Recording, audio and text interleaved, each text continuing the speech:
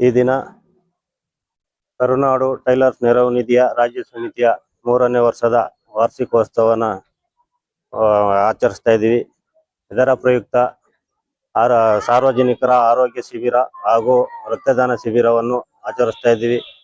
ಈ ಮೂಲಕ ಮಾಡ್ತಾ ಇರೋ ನಮ್ಮ ಈ ಕಾರ್ಯಕ್ರಮದ ಮುಖ್ಯ ಉದ್ದೇಶ ಏನಂದ್ರೆ, ನಾವು ಈ ಹಲವಾರು 25 ವರ್ಷಗಳಿಂದನೂ ಟೈಲರ್ ಸಂಘಟನೆಗಳನ್ನ ಸ್ಥಾಪಿಸಿಕೊಂಡು ಶಾಂತ ರೀತಿಯಲ್ಲಿ ಹೋರಾಟವನ್ನ ಮಾಡ್ತಾ ಇದ್ರು. ನಮ್ಮ ರಾಜ್ಯ ಸರ್ಕಾರಗಳು ಹಲವಾರು ಬಂದವು, ಹಲವಾರು ಹೋದವು. ಯಾವುದೇ ಸರ್ಕಾರ ನಮ್ಮ ಟೈಲರ್ಗಳನ್ನ ಗಮನಕ್ಕೆ ತಗೊಳ್ಳದೆ ಇನ್ನು ನಮ್ಗೆ ಒಂದು ಟೈಲರ್ಗಳ ನಿಗಮ ಮಂಡಳಿಯನ್ನ ಮಾಡ್ಕೊಳ್ಳುವಲ್ಲಿ ಮೀನಮೇಷನ ಎಣಿಸ್ತಾ ಇದೆ.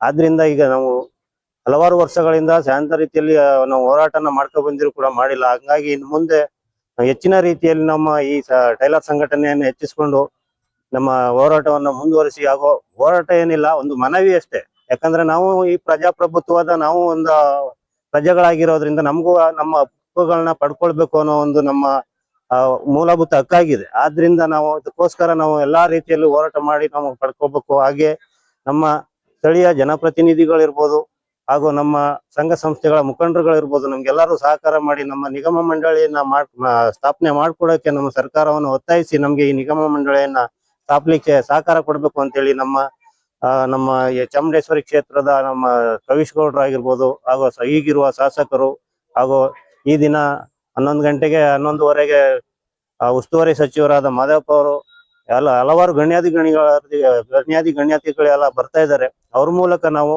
ಮುಂದಿನ ದಿನಗಳಲ್ಲಿ ವಿಧಾನಸೌಧದಲ್ಲಿ ನಮ್ಮ ಟೈಲರ್ಗಳ ಬಗ್ಗೆ ಧ್ವನಿ ಎತ್ತಿ ನಮ್ಮ ಈ ನಿಗಮ ಮಂಡಳಿಯನ್ನು ಸ್ಥಾಪಿಸಿಕೊಡಲು ಎಲ್ಲಾ ಜನಪ್ರತಿನಿಧಿಗಳು, ರಾಜ್ಯದ ಎಲ್ಲಾ ನಮ್ಮ ಪಕ್ಷಾತೀತವಾಗಿ ನಮಗೆ ಸಹಕಾರ ನೀಡಬೇಕು ಅಂತೇಳಿ ಎಲ್ಲಾ ಇದನ್ನ ಸರ್ಕಾರಕ್ಕೆ ಒತ್ತಾಯಿಸಿ ನಮ್ಗೆ ಮಾಡ್ಕೊಡ್ಬೇಕು ಅಂತೇಳಿ ನಮ್ಮ ನಿಗಮ ಮಂಡಳಿನ ಈ ಮೂಲಕ ನಾನು ಕೇಳ್ಕೊಳ್ತಾ